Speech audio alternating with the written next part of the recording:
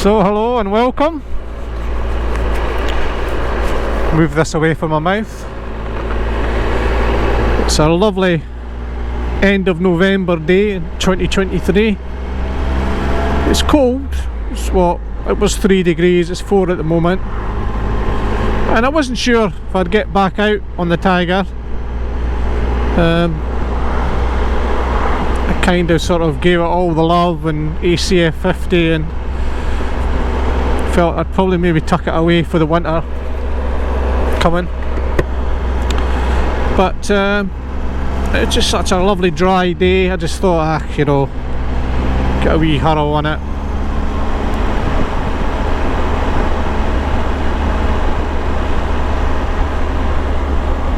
I've done all the jobs to it now, the heated seat, touring screens on,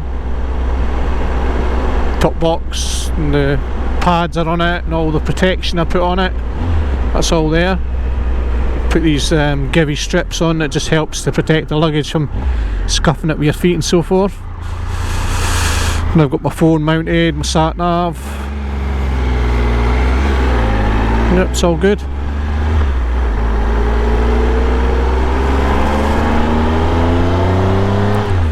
It's a lovely bike. It's just a lovely torquey motor in it. Just really does pull fantastically well.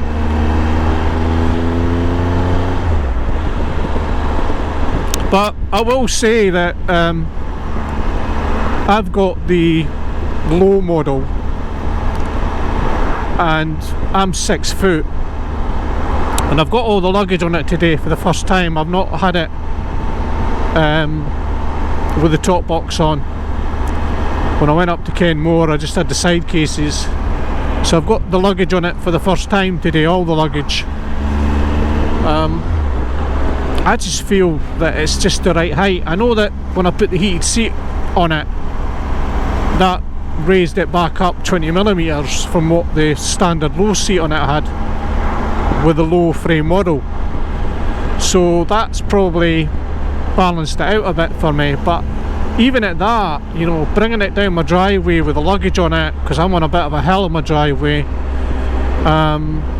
or just reversing it, I really don't know how I would cope so well with it being, if it was taller. So for me it's the right height. It's, I've been saying it, that adventure bikes just tend to be too bloody tall. Well, that's okay when you're on them and you're going, but when you've got to do tricky stuff, that's when you begin to see the benefits of having something a bit lower.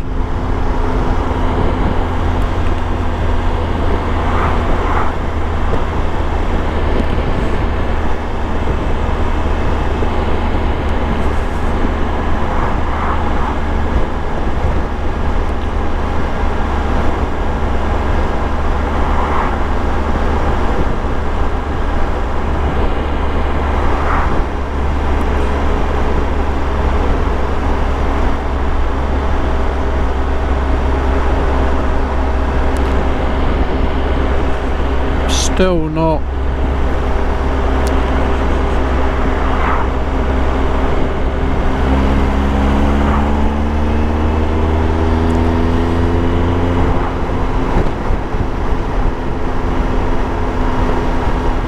Okay, get myself confused with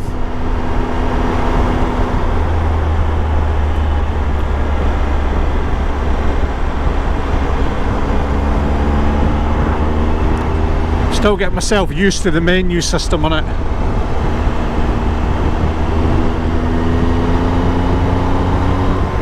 What a lovely day. But you can see how wonderfully well it pulls. I've done a few overtakes today as well with the luggage on, and that was fine.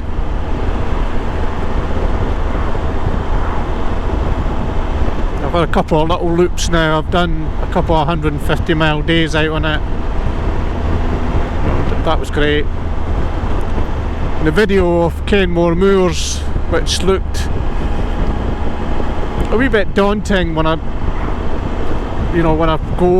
going up that tricky road, But again, I was just so grateful that I was on a bike that I could get my feet down. And I know that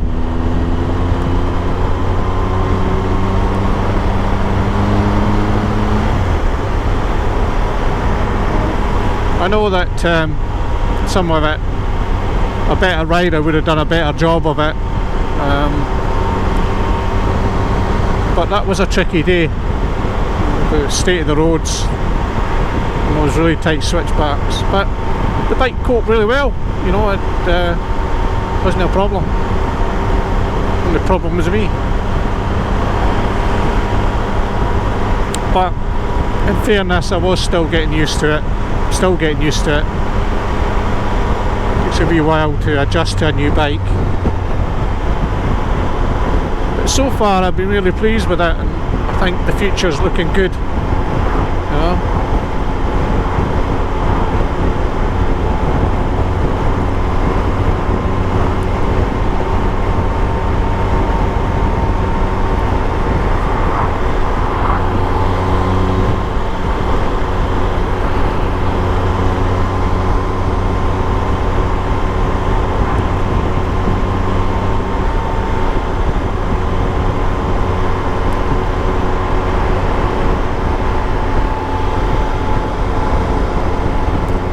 Something lovely about a crispy, cold day. Something really refreshing about it. I've said it before, you know, some of the best riding days you can get are towards the end of the year. Okay, the road conditions can be a bit trickier, but overall it can be really nice.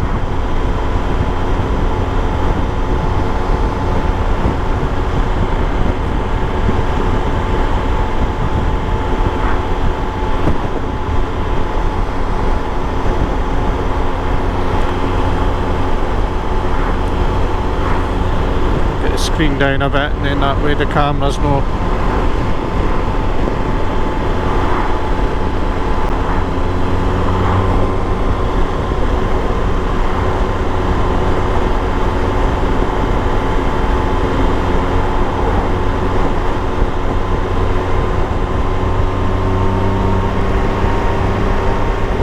So Will and I have booked up for the ABR weekend next June.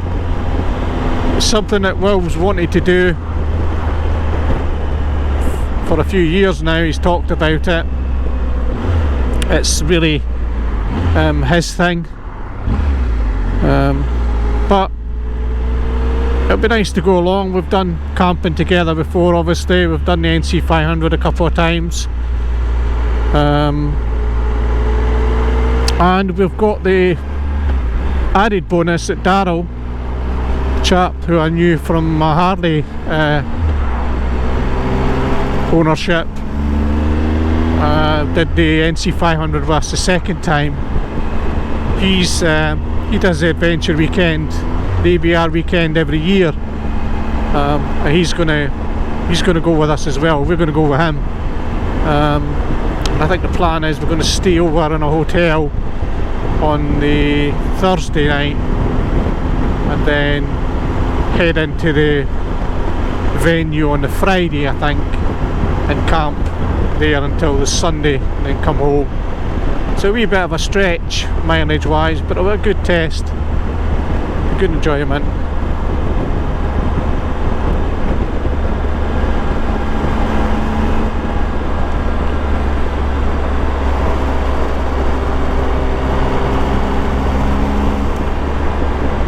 So I've not had any issues with the bike at all, touch wood, but that doesn't give it the kiss of death. But so far, you know, when you get a new bike, and I know this isn't a new bike, but when you get your new to you bike, it's always a bit of bedding in period of being comfortable that everything's working and everything's pretty good, you know. And it's quite a bit of complications up with this bike, because obviously it has got the semi-active suspension, and so there are a few bits and pieces on it that could be a bit of a nightmare if they went wrong. could be expensive as well. And you know, although this bike doesn't feel it, you know, it is 7 years old, so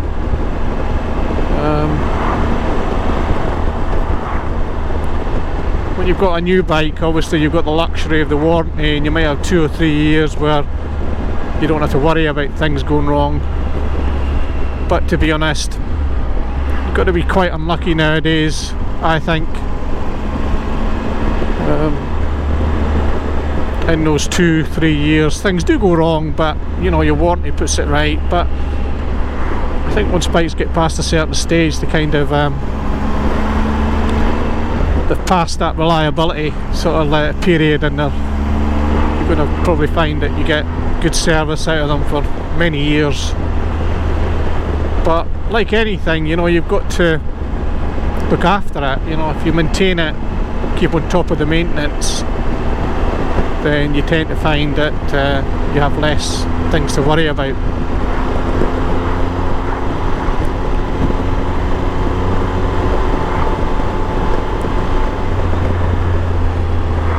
So I don't know how much more riding I'll do this year. I tend to just get to the stage where I miss getting out, and like today, you know, it seemed a shame not to bring the bike out. I had to go and get the service book stamped because it didn't get stamped the last time when I bought the bike and I serviced it. So it was along seeing John getting that done, and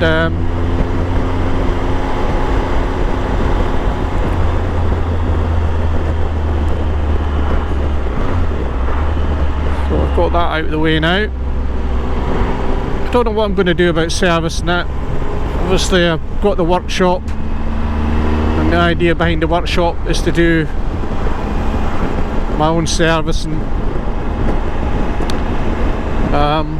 but I have got the VFR to look after, and I've got a restoration project that I'll be starting after I get the VFR sorted. And then I have something else in the pipeline, which again is something that is older, much older. So I've got that sort of happening. So I've got quite a lot to look after. So I might sort of do, I keep hitting the high beam.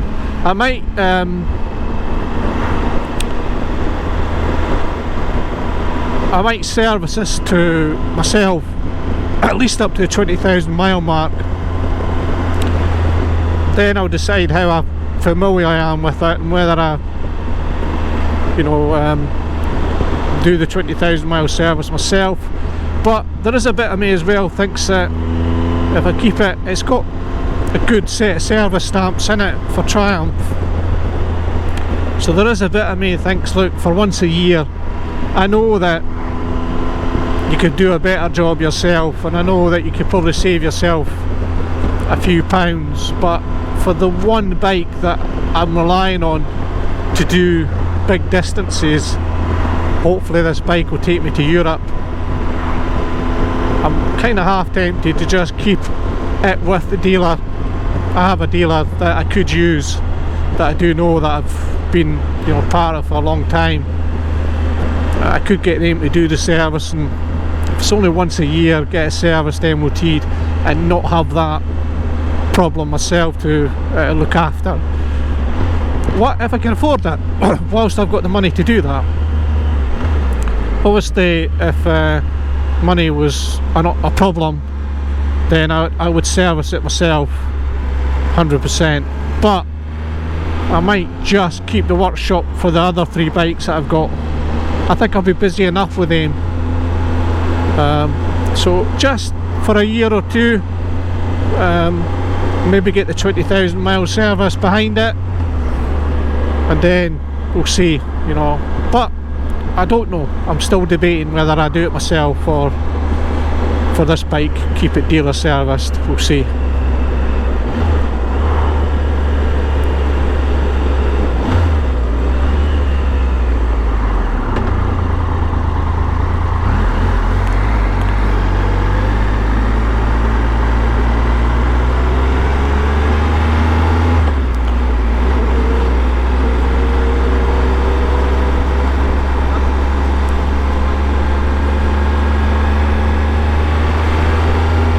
So I've got the bike well prepped with ACF 50 now, so I'm not too worried about going out on it. And I might get out on it a few more times yet. There might be still a bit of mileage left to do this year. I have in the past ridden through winters, and but I just nowadays I just feel that the salt levels are so high that they do so much damage. And when it's winter time and you're coming home and it's pitch black, and you know, it's not easy to even just wash the worst of the salt off, and that's where I suppose you can rely on the likes of the AC50 and stuff like that to keep on top of it. But I just find it so destructive, the salt, that